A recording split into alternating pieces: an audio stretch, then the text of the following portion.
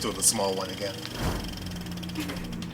As the MCU reaches its darkest hour, killing half of your favorite heroes in an instant, Marvel's next movie will answer the least important question on everyone's minds. Where was Paul Rudd? Ant-Man and the Wasp.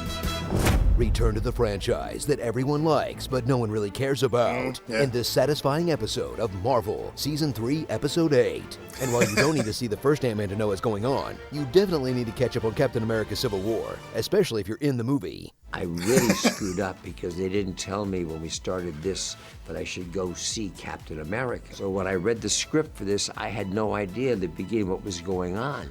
You are everyone's dad right now, Mr. Douglas, and I love you for it.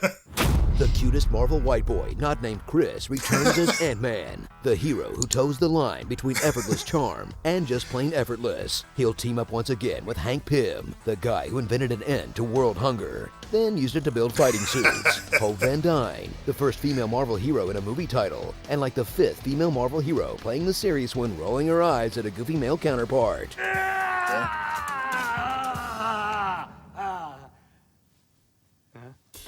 And Louise, who makes up for being the MCU movie's only Mexican character by being the absolute most Mexican character. Oh, my abuelita had a jukebox in a restaurant. Yeah, only played Morrissey.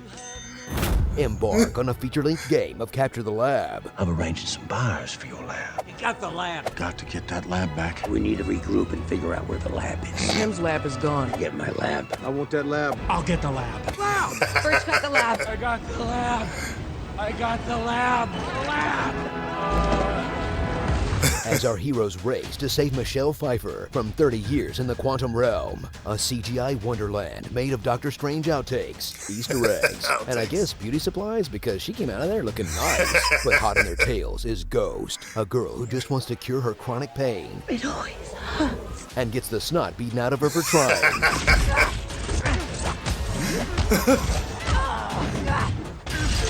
That'll teach you not to want pain. And last but definitely least, Sonny Burch, a regular guy with a couple of goons, a tan suit, in a crappy restaurant, I guess? I've also committed numerous health code violations in my restaurant. Come on, where's his tech?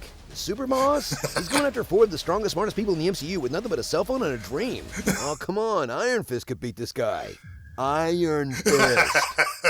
Enjoy all the visual ant-manery you've come to expect, where little things are embiggened and big things are constantly belittled. If you two are finished comparing sizes, creating awesome action scenes that spit in the face of physics. But according to Marvel, you can make science do anything if you just slap the word quantum on it. Quantum realm. Quantum technology. Quantum anomaly. Quantum phase. quantum spectrometer, Quantum system. Quantum energy. quantum research, quantum void, Quantum entanglement between the quantum states. quantum healing particles. Do you guys just put the word quantum in front of everything? Hey, stop calling out your own lazy explanations. That's our job. So enjoy a film that managed to be funny and compelling, with good action and great effects, that would have blown everyone's mind less than 10 years ago. This is awesome. But because it doesn't further Marvel's 19-movie superplot enough, nerds will treat it like a pesky insect. Pretty much. How many planets did they visit? Just one? Pass. I didn't get out of bed for anything less than a celestial. Good day, sir. Starring Big Hero Sticks, Smalling Down. If you like it, then you should have put a sting on it. Dumb Zemo. Definitely not Nick Fury. I'm not Lawrence Fishburne. Office Park. A Bug's Wife. Phasing. Anthony Mackie. And Kevin and the Feigees. That makes sense. West Coast Avengers.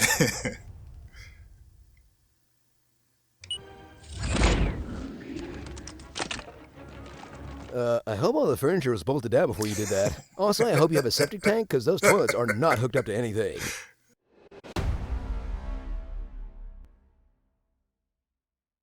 So you have an Ant-Man sequel script for me? Yes, sir, I do. It must have been hard to find a good way to follow up the events of Infinity War. Actually, super easy, barely an inconvenience. Oh, really? Yeah, I'm just not gonna do it. This is gonna take place before. Probably a good idea. Yeah. So what's the movie about? Well, Scott is on house arrest because of what he did in Civil War, and he only has a couple days left on his sentence. Okay. But Hope's mom, Janet, is gonna slide into his quantum DMs. What? Yeah, she's been stuck in the quantum realm for like 30 years, and her and Scott have something called a quantum quantum entanglement. What's that? An excuse to get Scott involved in the story. Gotcha. So Hope and Hank are gonna kind of kidnap Scott because they need his help with this quantum tunnel thing they're building to go save Janet. Seems pretty straightforward. Are there any antagonists? Oh yeah, a bunch. Oh really, a bunch? Yeah. Well, first there's the FBI, and they're kind of suspicious that Scott is violating his house arrest. Okay. So anytime they think he is, they're gonna have to rush over there, and Scott's gonna have to try to get there before them. Why don't the FBI have someone stationed outside the house so they can just step in whenever they need to? Because my way's funnier. Fair enough. And then there's a bad guy named Sonny Birch. Oh, what's his deal? Well, he wants to steal Hank's shrunken lab so he can sell it to a buyer for $1 billion. Oh, a mysterious billionaire that wants to buy PIM technology. That's a great setup. Yeah, pretty cool, right? So what's the big reveal? Who does the buyer end up being? We're never gonna find out. Oh, okay then. Yeah. So how does Sonny Birch find out about Hank's lab? Well, Hope needs to buy a thing for the quantum tunnel, so she goes to see him. What does that thing do? It brings him into the movie.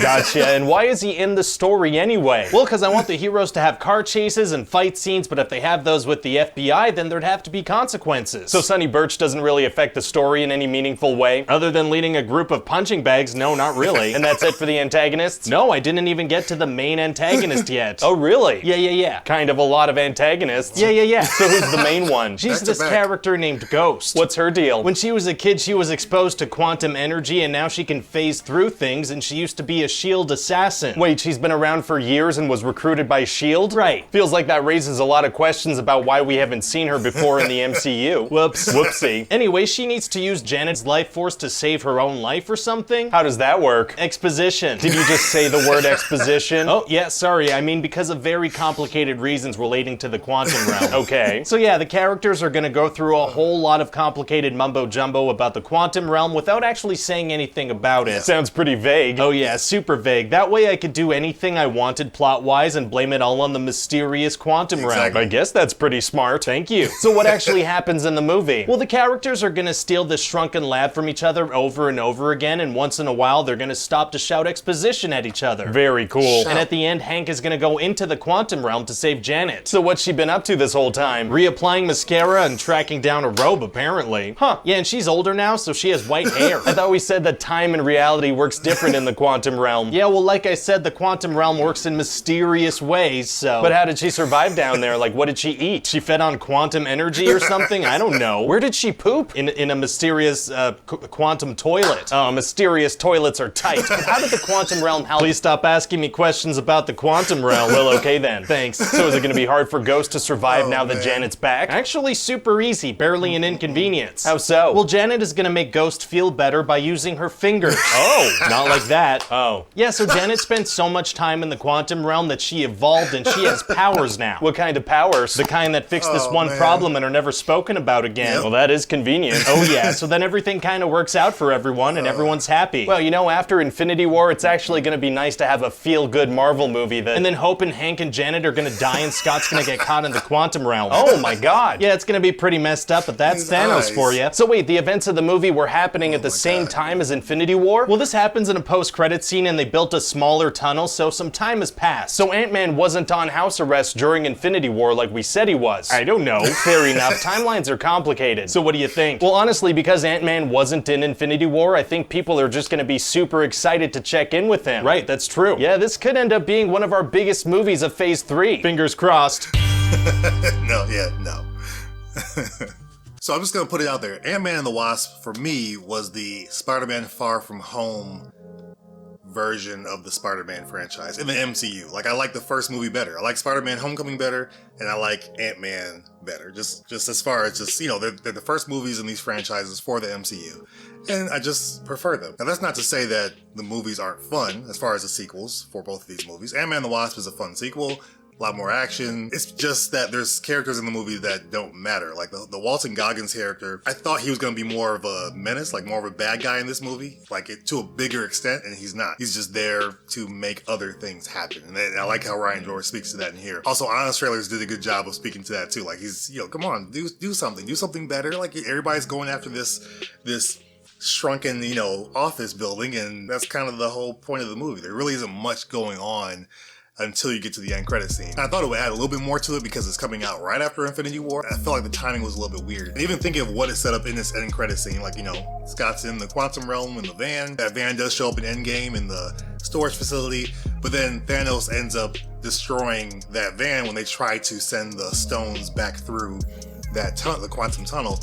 So it was all for nothing? I don't know, it was weird. Like, it was a story element or a quick little side element in Endgame, but it just didn't turn out to do anything for them. So when you think of this movie, it's like, there really isn't much that they need to do here. There was really no reason for it to be done in the way that was done, I guess. Like, it's a fun story, it's cool. There's no world-ending situation because he just had Infinity War, so we don't want to go through that again, like, right away. But yeah, it's just one of the movies where it's like, you know, it's a superhero movie that's fun. But it wasn't really needed.